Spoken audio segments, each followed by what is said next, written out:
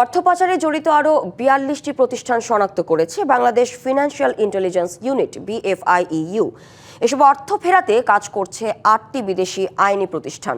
এ বিষয়ে সংশ্লিষ্ট ব্যাংকগুলোর প্রধান নির্বাহীদের নিয়ে বাংলাদেশ ব্যাংকে বৈঠকে বসেছেন গভর্নর মুস্তাকুর রহমান।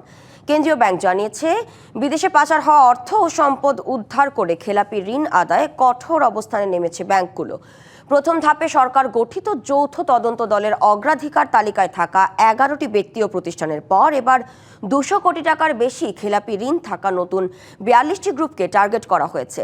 পাচারকৃত এই সম্পদের সন্ধান ও তা বাজেয়াপ্ত করতে যুক্তরাজ্য ও যুক্তরাষ্ট্র সহ বিভিন্ন দেশে কাজ করছে আন্তর্জাতিক খ্যাতিসম্পন্ন বেশ কয়েকটি আইনজীবী ও পেশাগত বিশেষজ্ঞ প্রতিষ্ঠান। ব্যাংকগুলোর দেয়া তথ্যের ভিত্তিতে যুক্তরাষ্ট্র, যুক্তরাজ্য, সংযুক্ত আরব আমিরাত, কানাডা, সিঙ্গাপুর ও মালয়েশিয়া সহ অন্তত ১২টি দেশে সম্পদ শনাক্তের প্রাথমিক কাজ চলছে।